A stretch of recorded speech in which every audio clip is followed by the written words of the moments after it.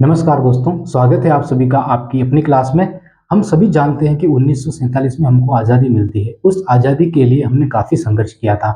हमारे देश के वीरों ने, क्रांतिकारियों ने, धर्मगुरुओं ने, सभी ने मिलकर एक साथ चलकर बलिदान देकर इस देश को आज़ाद कराया था। हमारी आज़ादी का सबसे मुख्य उद्देश्य जो था वो संप्रभु बनना था। संप्रभुता मतलब होता है कि एक ऐसी पावर हमारे हाथ में रहे, ना कि ब्रिटेन के हाथ में रहे, ताकि हमारे ही फैसले हमारी ही सरकार द्वारा लिए जा सके। और आज़ादी मिलने के कुछ वर्षों के अंदर हमने एक काफ़ी शानदार संविधान बनाकर रख दिया।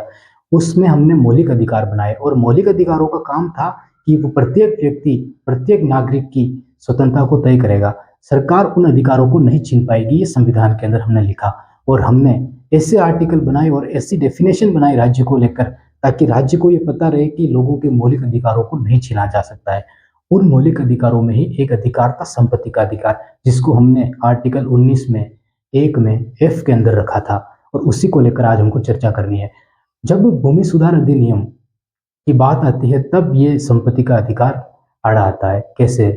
जैसे ही हमको आज़ादी मिलती है, हमारे सामने और हमारी सरकार के सामने एक समस्या आई कि जो भूमि सुधार अधिनियम है उसको लागू कैसे किया जा सके। क्योंकि भूमि सुधार अधिनियम को लागू करना संपत्ति के मौलिक अधिकार को चुनौती देना, और संविधान के अंदर ये लिखा गया था कि मौलिक अधिकारों को नहीं छीना जा सकता है। अब हमारी सरकार क्या करे? अब देखना यहाँ पे हुआ क्या था। सरकार के लिए चुनौती ये थी कि इस देश के अंदर सामाजिक और आर्थिक जो असमानता है उनको ठीक करना। सामाजिक और आर्थिक असमानता से मतलब ये था कि अमीरी और गरीबी के बीच में बनने वाली खाई, एक तो ये हो गया। दूसरा, इस देश के अंदर जमीनें तो थी लेकिन बड़े बड़े अमीरों के पास थी, उनको गरीबों को देना भी था, उनके नाम पे भी करवाना था। इसका अर्थ क्या होता है? इसका अर्थ होता है कि जमींदारी प्रथा अभी भी चल रही थी।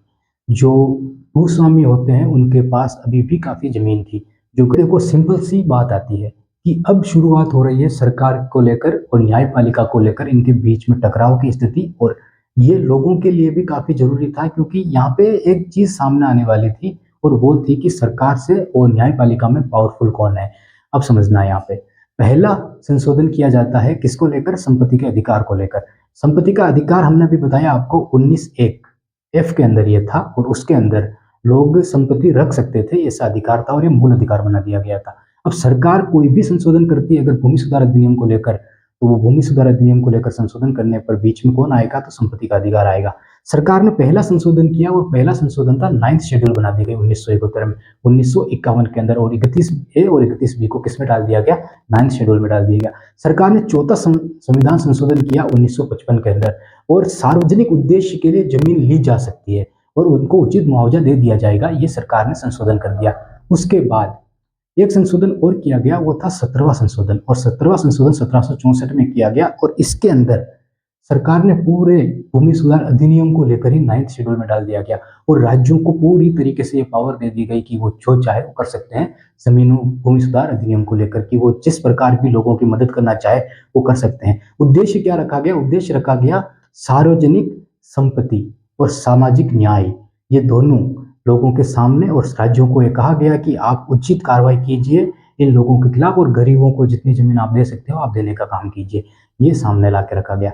25वां संशोधन किया गया, और सर इसमें समस्या ये आ रही थी सरकार के सामने कि जो मुआवजा राशि देने की बात आई, और मामला जब सुप्रीम कोर्ट में चल रहा था, तो इसमें क्या हुआ कि अगर सरकार उतना ही उचित मुआवजा इन लोगों को देवे, तो और इतनी जमीनें उनसे लेवे, तो सरकार के पास तो इतना बजट ही नहीं है कि वो ये काम पूरा कर सकेगी, और कभी भी जमीनें उनसे लेकर गरीबों में नहीं बांट सकेगी। तो सरकार ने क्या किया कि जो मुआवजा राशि थी उसका नाम मुआवजा शब्द हटा दिया गया और राशि में उसको बदल दिया गया। इससे क्या हुआ कि सरकार के सामने ये काफी आसान हो गया कि सरकार जो भी जमीन लेना चाहे वो ले लेगी और अपने हिसाब से राशि दे देगी, क्योंकि मुआवजा तो उचित देना था लेकिन शब्द ही बदल दिया गया, और क्या रख दिया गया? वहां पर राशि रख दिया गया।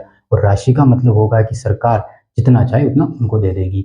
ये कुछ आर्टिकल जिनमें संशोधन किया गया और 9th शेड्यूल में जिनको डाल दिया गया, उसके बाद क्या हुआ कि सुप्रीम कोर्ट की भूमिका यहाँ पे तय करनी थी, और सुप्रीम कोर्ट को ही यहाँ पे तय करना था कि जो सरकार काम कर रही है वो सामाजिक न्याय के अंतर्गत कर रही है या अपने लिए कर रही है, क्या इसमें कोई गलत है या सही है। क्योंकि आज़ादी की लड़ाई लड़ने के लिए इस देश के 75 से 80% लोगों ने जो लड़ाई लड़ी, उनमें वो सारे किसान ही थे। क्योंकि इस देश के अंदर ना तो फैक्ट्रियां थी, ना कोई ऐसी बड़ी कंपनियां थी जो उन लोगों की हो। या तो वो छोटे मोटे धंधे कर रहे थे या खेती कर रहे थे, लेकिन पूरा देश खेती के ऊपर ही निर्भर कर रहा था। अब उन लोगों को ज़मीनें देने की बात आई तो सरकार कैसे पीछे हट सकती थी, और सुप्रीम कोर्ट को भी इसको ध्यान में रखना था, क्योंकि आज़ादी की लड़ाई लड़ने के लिए इस देश के अंदर अमीर आगे नहीं आए थे, इस देश के गरीबों ने लड़ी थी। जो क्रांतिकारी वर्ग था आप उनको देख लीजिए, जो धर्मगुरु थे उनको देख लीजिए, इन लोगों के पीछे जो भीड़ थी, जो जनसंख्या थी, उसको आप देख लीजिए।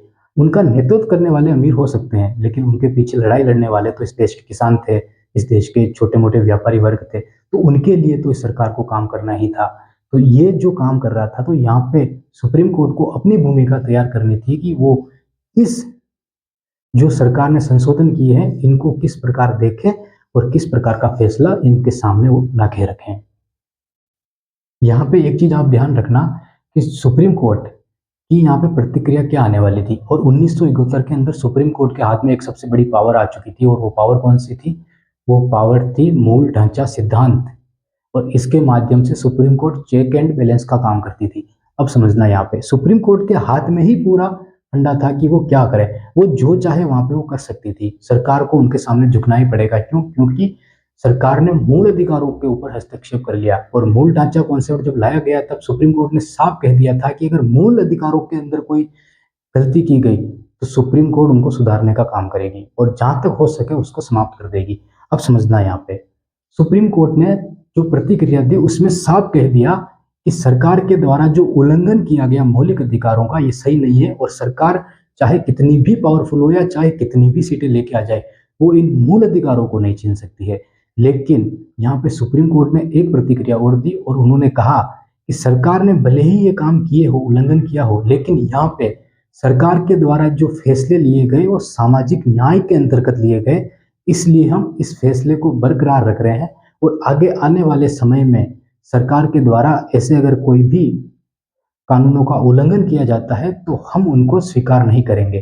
तो सुप्रीम कोर्ट ने उन फैसलों को बरकरार रखा जिन फैसलों को समझना, जिन फैसलों को यहाँ पे सरकार के द्वारा संशोधन करके लागू कर दिया गया था।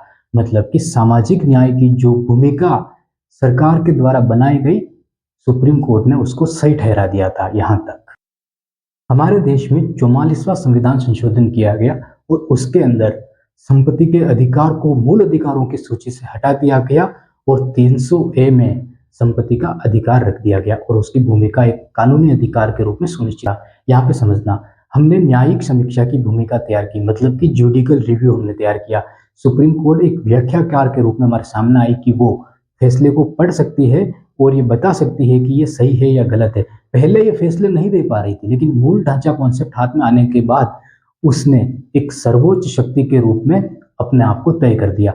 आज जो हमारे सामने मुद्दे आ रहे हैं, आपने सुना होगा राष्ट्रपति के द्वारा ये कहा गया कि आप राज्यपाल की भूमिका तय नहीं कर सकते हो कि उनको कितने दिनों में क्या देना है, लेकिन सुप्रीम कोर्ट ने कहा कि हम ये कर सकते हैं क्योंकि हमारे हाथ में मूल ढांचा कॉन्सेप्ट है।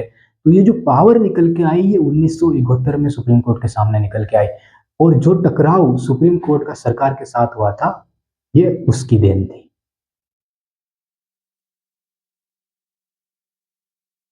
न्यायपालिका और सरकार, इन दोनों के बीच में हुए टकराव ने हमारे देश के संविधान को अमर कर दिया।